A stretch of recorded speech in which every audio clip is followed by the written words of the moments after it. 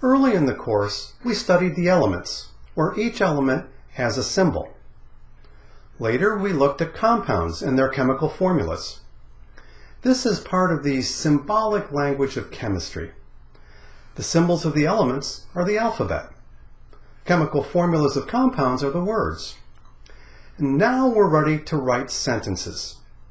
We have to put the words in the proper order. The plus signs and arrows provide the punctuation. Coefficients from the balanced equation represent using the proper grammar. Our language is symbolic, not unlike mathematics, but this symbolic sentence represents a chemical reaction. The basis for balanced equations comes all the way from Dalton's atomic theory. Dalton said that during a reaction, atoms don't change, they simply rearrange. And that's our vision of chemical reactions today. This satisfies the law of conservation of mass. You have the same number of atoms at the end as you do at the beginning of a chemical process. Here is an example that allows us to see the language that we use in writing chemical equations. 1 mole of methane, CH4, plus 2 moles of dioxygen react to produce 1 mole of carbon dioxide and 2 moles of water. What we write on the left-hand side of the arrow is defined as the reactants. What we write on the right-hand side is defined as the products. The numbers in front of each chemical formula are called the coefficients of the balanced equation. If it's simply 1, the 1 is usually not explicitly written. Balanced equations are balanced in 2 different scales, consistent with our first pillar of chemistry. This is balanced in moles of each material, and it is also balanced in number of atoms. 1 methane on the left has 1 carbon. 1 carbon dioxide on the right also has 1 carbon. 1 methane on the left has 4 hydrogens. 2 waters on the right also have a total of 4 hydrogens.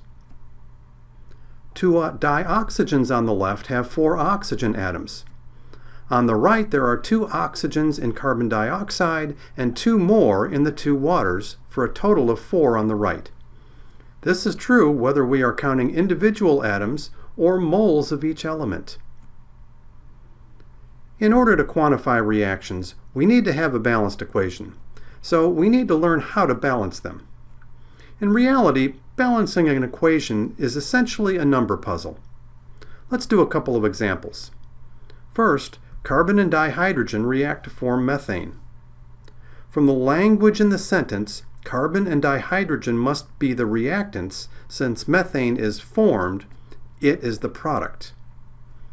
So, we start by writing the chemical formulas of the reactants and products. C plus H2 goes on to form CH4. For these simple reactions, it's usually best to pick an element and balance it. For example, if we start with 1 carbon on the left, we need 1 methane on the right to balance the carbons, 1 on each side. At this point, there are 2 hydrogen atoms on the left and 4 on the right, so we would need 2 moles of dihydrogen.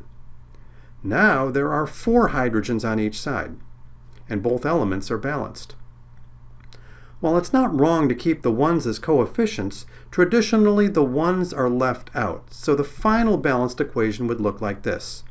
1 mole of carbon and 2 moles of dihydrogen form 1 mole of methane. Let's try another. Chromium-3 reacts with dibromine to form chromium-3 bromide. Notice how we need to generate chemical formulas from the names.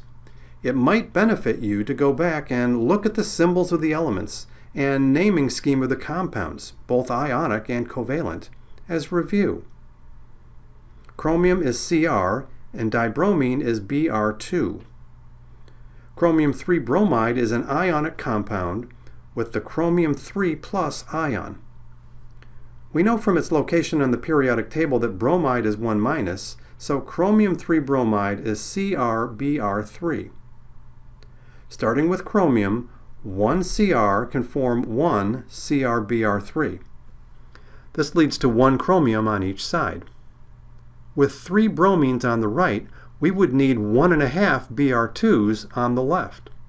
This gives 3 Brs on each side. This is a perfectly fine balanced equation, but often the question will ask for an equation with integer coefficients. To get rid of the decimal on the left, we would need to multiply both sides by 2. That will give us an equation with integers. Notice this equation is also balanced, with 2 chromiums and 6 bromines on each side.